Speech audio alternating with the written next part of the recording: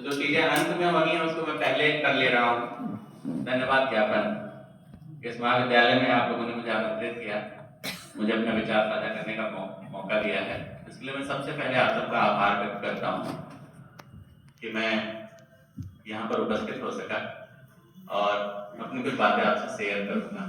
दलित साहित्य की बात हम लोग यहाँ पर करेंगे और उससे आज के जमाने में वैसी कोई चीज है नहीं जिससे हम लोग परिचित नहीं हैं। दलित साहित्य बेसिकली अब एक स्थापित टर्म हो चुका है। किसी जमाने में लोग इसको स्वीकार करने से हिचकते थे, लेकिन अब बहुत बड़ी मात्रा में ये साहित्य लिखा जा रहा है और इस साहित्य का जो अब उद्देश्य है, पहले ऐसा लोग मान के चलते थे कि ये बदले के लिए लिखा जा रहा साहित्य है या प्रतिक्रिया में आया हुआ साहित्य है, लेकिन जैसे जैसे 80 के दशक में जो चीजें शुरू हुई और अब आकर के हम 2026 में जी रहे हैं, 40 साल के इस दौर में अब लगता है कि नहीं, ये बदले के लिए नहीं बल्कि बदलाव के लिए लिखा जाने वाला साहित्य है। और अगर हम इस संवेदना के साथ लिटरेचर को, इस साहित्य को पढ़ेंगे तो हम जान पाएंगे कि ये जो एक बड़ा वर्ग है जो हमेशा हाशिए पर रहा, जिसे धुतकार दिया गया, और दूसरे शब्दों में कहें कि देखिए ये बहुत सारी ऐसी चीजें हैं जो हम जन्मजात लेकर के पैदा होते हैं। मैं आज सुबह संजीव जी से जब बात कर रहा था तो हम लोग कास्ट और क्लैन पे बात कर रहे थे कि बहुत सारी ऐसी चीजें होती हैं जो जातियों के साथ इनहेरिट्स के रूप में हमारे साथ जुड़ के आती है।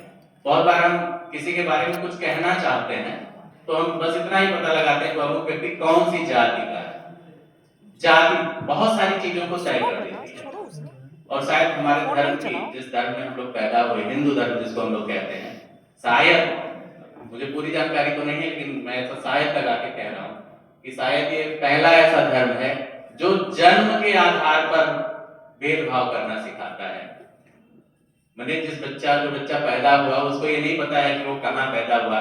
ऐसे बोध वाली स्थिति तो हो सकता हो 5 साल 6 साल 7 साल की उम्र में जान पाता हो, लेकिन जन्म के आधार पर हम उसको तय कर देते हैं कि उसको क्या सुविधाएं मिलेगी और किन चीजों से वो वंचित रहेगा। शायद दुनिया में ऐसा कोई दूसरा धर्म नहीं है जो जन्म के आधार पर अपने बच्चों को इस तरह की कोटि श्रेणी में डाल देता हो। और जब हम बहुत सारी चीजें तय कर देते हैं कि जन्म से तय होंगी, आप किस लोकेशन में पैदा हुए हैं तो कौन सी चीजें आपको मिलेंगी, और किस लोकेशन में आप पैदा हुए हैं तो कौन सी चीजें से आप वंचित रहेंगे। तो पहली बात तो ये कि दलित कोई जानबूझ के तो पैदा नहीं होता और एक समाज का बड़ा वर्ग है जिसको हम लोग दलित कहते हैं। जैसे दलित विमर्श दलितों ने नहीं शुरू किया, स्त्री विमर्श स्त्रियों ने नहीं शुरू किया, आदिवासी विमर्श आदिवासियों ने नहीं शुरू किया। इसके शुरू करने वाले जो लोग हैं वो बहुत सारी चीजें तय करते हैं और समय से बहुत ज्यादा आगे हैं, उनसे हम लोग सब लोग बहुत भली भांति से परिचित हैं। तो ये जो दलितों के साथ जो पूरा का पूरा उनका लिटरेचर आया उससे हम आज परिचित हैं। आज विश्वविद्यालयों में, महाविद्यालयों में या जो साहित्यिक संवेदना के व्यक्ति हैं, पढ़ने लिखने वाले व्यक्ति हैं, उस तरह के साहित्य से ठीक ठीक परिचित हैं और अपने दुख को, अपने दर्द को, अपनी पीड़ा को व्यक्त करने का जो माध्यम है वो साहित्य है। साहित्य बहुत बड़े बदलाव की बात करता है और साहित्य इसलिए क्योंकि वो लंबे समय तक परिवर्तन का आकांक्षी होता है। तो सबसे पहले हमें ये जानना होता है कि ये जो साहित्य लिखा जाता है, दलितों ने जो साहित्य लिखा, उस साहित्य में उनकी अपनी प्रतिबद्धता क्या है। किसी भी साहित्यकार की अपनी प्रतिबद्धता क्या है, जो साहित्य सरोकार क्या है, यानी कि जो कोई लेखक है, जो कोई पाठक है, किसी चीज को पढ़ता है, अपनी मनसा क्या है, उसकी अपनी प्रतिबद्धता क्या है। हम जैसे देखेंगे कि जो हमारा आदिकाल और मध्यकाल का साहित्य है, वहां पर खासकर संतों के महाकाव्य में, पूरा आदिकाल में तो नहीं कहूंगा, संतों के महाकाव्य में महाकाव्य बहुत ज्यादा नहीं लिखे गए, वैचारिक रूप से स्फुट काव्य ज्यादा लिखे गए और उन स्फुट काव्यों में वैचारिक आग्रह ज्यादा है, परिवर्तन की आकांक्षा बहुत ज्यादा है। उसे थोड़ा सा और आगे बढ़ेंगे तो हम देखेंगे कि जो हमारा आधुनिक साहित्य है आधुनिक साहित्य में जो मध्य वर्ग है, मध्य वर्ग की चेतना हमारे बीच में है। प्रेमचंद जैसे जो लेखक हैं वो भारतीय समाज को ठीक से समझ रहे थे, जो भारतीय समाज में आधुनिकता के आने से जो परिवर्तन हो रहे थे उनको पहचान रहे थे और इस तरह का लिटरेचर लेकर के आ रहे थे जो हमारे समय और समाज की नब्ज को पहचानता है। थोड़ा सा और आगे बढ़ेंगे जब अस्मिता विमर्शों का समय आता है जहाँ पे हम लोग स्वयं को जानने की बात करते हैं, स्वयं को पहचानने की बात करते हैं या स्वानुभूति बनाम सहानुभूति के सवालों से हम लोग गुजरते हैं, तो वहां पर एक ऐसा प्रभुत मात्रा में, बड़ी मात्रा में साहित्य उभर कर आता है जिसे हम लोग दलित साहित्य कहते हैं।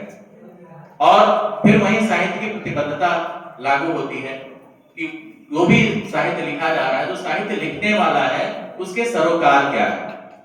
प्रोफेसर कालीचरण सनेही जो लखनऊ विश्वविद्यालय में प्रोफेसर थे, अभी भी हैं, उनकी दो बातें मुझे हमेशा याद रहती हैं। उसी प्रतिबद्धता से जोड़कर वो साहित्य को देखते हैं और वो कहते हैं इस देश में दो तरीके का साहित्य है। हालांकि उनका कोटिकरण वो कई भागों में करते हैं, लेकिन वो दो तरीके के साहित्य की बात करते हैं। एक को कहते हैं दलित साहित्य और दूसरे को कहते हैं ललित साहित्य। दो टर्म है, एक टर्म है दलित साहित्य।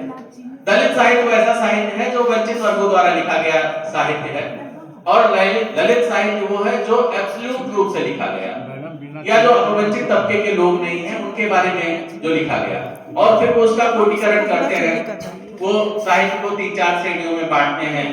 एक को कहते हैं विष्णुवादी, दूसरे को कहते हैं राधावादी, और विष्णुवाद, राधावाद, उसके अलावा फिर वो मार्क्सवाद एक टर्म देते हैं। विष्णुवाद में राम काव्य और कृष्ण काव्य को लेकर के आते हैं, राधावाद में वो लेकर के आते हैं जो स्त्री कविता है पूरी उस ललित काव्य धारा की, और मार्क्सवादी साहित्य से हम सब लोग परिचित हैं।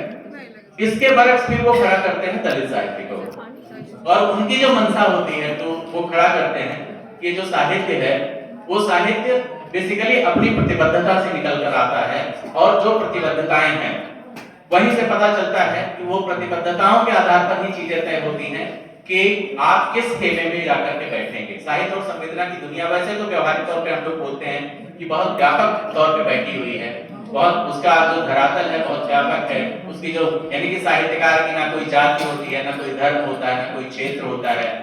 लेकिन जब बहुत माइन्यूट ढंग से हम देखते हैं तो हमें ये समझ में आने लगता है कि उस लेखक की अपनी प्रतिबद्धता क्या है, और लेखक का वहीं से तय होता है कि लेखक की अपनी जाति भी होती है, लेखक का अपना धर्म भी होता है, लेखक का अपना क्षेत्र भी होता है, और लेखक की अपनी पूरी वैचारिक सरणी होती है।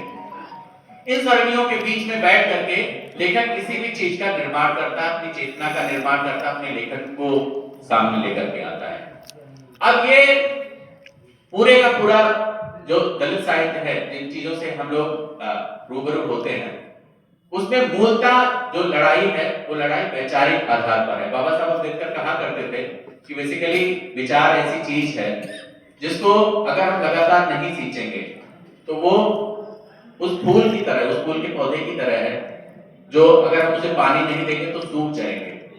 विचार भी इसी तरह की हैं, और जो हमारी प्रतिबद्धताएं तय होती हैं उन्हीं विचारों से तय होती हैं कि हम किस तरह का लेखन स्वीकार कर पाएंगे।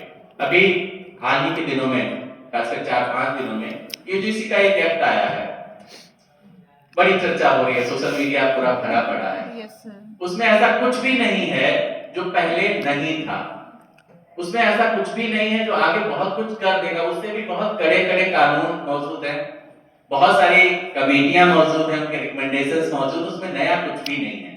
लेकिन वो प्रतिबद्धता है जो लोगों को दो वैचारिक धरातलों में बांट दे रही है, और एक तरीके से ऐसे लग रहा है जैसे कितने बड़े, अभी थोड़े दिन पहले जो हम लोग एक हिंदू भाई करके बात कर रहे थे, सब हिंदू हैं, यहीं आकर के हमें पता लगता है कि हम एक लेवल पे हम वैचारिक रूप से हम वसुधैव कुटुंबकम की बात करते हैं, श्रीमंतो विश्वमानव की बात करते हैं, ग्लोबल विलेज की बात करते हैं, और अपने ही जो मैंने शुरू में बात कही कि जन्म के आधार पर जैसे हम किसी से भेदभाव करते हैं, उसी तरह का भेदभाव हमारे इसी खाने में आकर के दिख जाता है।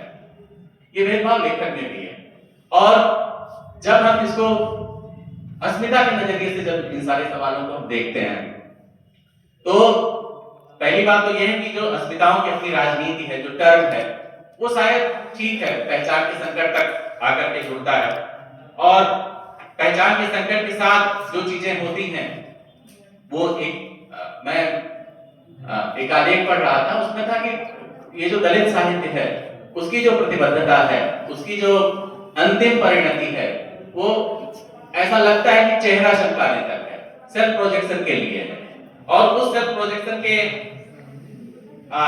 रूप में जो साहित्य आता है, यानी कि जो उसकी परिणति है, साहित्य की जो परिणति है, दलित साहित्य जैसे आया एक उबाल के साथ आया, हालांकि बहुत सारी तोहमतें उन पे लगाई गई, लेकिन अपने जिस टूटे रूपों में, बिखरे रूपों में, जिसको स्वीकारता उस रूप में मैंने नहीं मिली, स्वानुभूति बनाम सहानुभूति के सवालों को उसे नकारने की बात की गई। इन सारी चीजों को दरकिनार करते हुए साहित्य आया, और एक ऐसे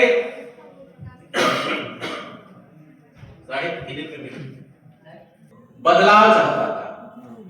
जो साहित्य लिखा गया, जो उसने दुख दर्द अपना जैसा भी झेला, उस दुख दर्द को जिस रूप में भी व्यक्त किया, वो इसका ये उद्देश्य नहीं था कि ये दुख दर्द हम लोग जानते नहीं। जैसे मैंने कहा कि बाबा साहब अम्बेडकर कहते थे कि विचारों को सींचना चाहिए, तो वैचारिक रूप से ऐसा नहीं कि हम दलितों की उस दुख दर्द को महसूस नहीं करते हैं, हम माने उस पे सहभागी हैं। हम मनुष्य के रूप में दलित साहित्य का भी जो अंतिम उद्देश्य है वो एक मानवतावादी दृष्टि ही की स्थापना ही है, एक ऐसे समाज की स्थापना है जिसमें ऐसा ना हो कि किसी की कोठी, किसी का महल बहुत बड़ा हो और अगल बगल का पूरा जो परिवेश हो उसमें जो जो बढ़िया हो और अच्छा हो। ऐसा किसी भी देश के लिए अच्छा नहीं है। तो जो दलित साहित्य था वो एक ऐसे, या दलित साहित्य जो है, था तो कहना ठीक नहीं है, जो है उसका उद्देश्य ऐसा है जो समतामूलक समाज की स्थापना, बाबा साहब अम्बेडकर जिसकी कल्पना करते थे कि समता, बद्धता, न्याय सबके लिए उपलब्ध हो, इस तरह की चीजें दलित साहित्य का भी उद्देश्य है। दलित साहित्य ने जो जोड़ा उसमें बड़ी बात थी, बिहार के एक बड़े लेखक हैं, उतना चर्चित नहीं है, दुनियादारी में बहुत ज्यादा नहीं रहते हैं, गया के रहने वाले हैं, रहते थे जपला पलामू, उनका नाम है विपिन बिहारी। विपिन बिहारी की कहानियां मैंने विशेष रेफरेंस में इस बात को यहाँ पर जोड़ रहा हूं। विपिन बिहारी की जो कहानियां हैं वो कहानियां कैसे परिवर्तन की आकांक्षी हैं। दलितों में बहुत सारे, दलित साहित्य ने एक लंबी दूरी तय करी है और 3-4 पीढ़ियों का लेखन उसमें रहा है। अभी मैंने जो बड़े लोग हैं, मैंने दलित साहित्य में जिनको बड़ा नाम कह सकते हैं, उन लोगों को लोग पढ़ते रहे हैं, शिवराज सिंह बेचैन हो गए, जयप्रकाश वर्धन हो गए, अनीता भारती हो गई, लेकिन विपिन बिहारी तक लोग नहीं आए हैं। विपिन बिहारी की कहानियां, उनके 8 उपन्यास हैं और लगभग 2 दर्जन किताबें उनकी हैं। तो मैं उनकी कहानी का यहाँ एक रेफरेंस दे रहा हूं कि उन्होंने लिखा सामाजिक परिवर्तनों में कि कैसे जो समाज बदल रहा है, उन बदलने में कितने कितने लोग कैसे कैसे बाधा हैं। उनकी एक कहानी है लागा झुलनिया का धक्का। उस कहानी में बिहार की कहानी है और प्रतिरोध के जो न्याय और प्रतिरोध के जो रास्ते तय होते हैं, दलित साहित्य ने क्या ला करके दिया। उस कहानी में है कि ये 70 और 80 का दशक है, लोग काम की तलाश में दूर जा रहे हैं, एक स्त्री है और उसका पति कोलकाता कमाने के लिए जा रहा है, रोटी की भूख है और वहां पर कमाने के लिए गया हुआ है। स्त्री जो है वो वंचित तबके की है, दलित वर्ग की है और उसके साथ गांव के कुछ सामंत हैं जो बुरा व्यवहार करते हैं। पहले तो वो थोड़ा बर्दाश्त करती है, लेकिन बर्दाश्त करने के साथ साथ वो वार्निंग देती है, घर वालों को भी कहती है, लेकिन घर वाले भी इतना दबे हुए हैं कि उस चीज को बहुत मुखर करके बता नहीं पाते हैं, कह नहीं पाते हैं। उस कहानी में जो विपिन बिहारी हैं उन्होंने दर्शाया है कि अब ऐसा वो अनस्पष्ट नहीं है, लेकिन कहानी में एक दिन ऐसा होता है कि सामंत उनके साथ को सुबह किसी काम से निकलती है महिला और उनके साथ बुरा बर्ताव हो रहा होता है। तो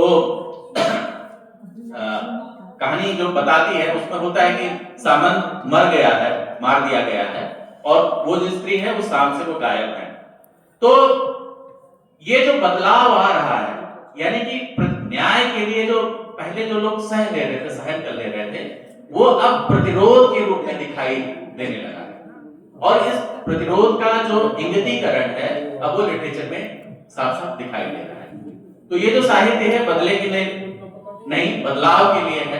और ये पूरे का पूरा, आप चाहे जूठन ले लें, आप मुर्दैया ले लें, आप किसी भी कहानीकार की कहानियों को ले लें, स्त्री कथाओं को ले लें जहाँ दोहरा अवसाद की बात आती है, इन सारी चीजों का उद्देश्य ऐसे एक समावेशी समाज के निर्माण की पृष्ठभूमि तैयार करनी है जहां पर वो देश के हित में भी है, समाज के हित में ही है, वैश्विक हित में है कि न्याय और प्रतिबद्धता उनके साथ आए। मैं क्षमा चाहते हुए एक छोटी सी कविता, क्योंकि कविता का एक सत्र रखा गया है और शायद उस समय तक रोक पाना मुश्किल होगा, तो मैं अपनी एक छोटी सी कविता आप सबके सामने यहाँ सुनाना चाहूंगा।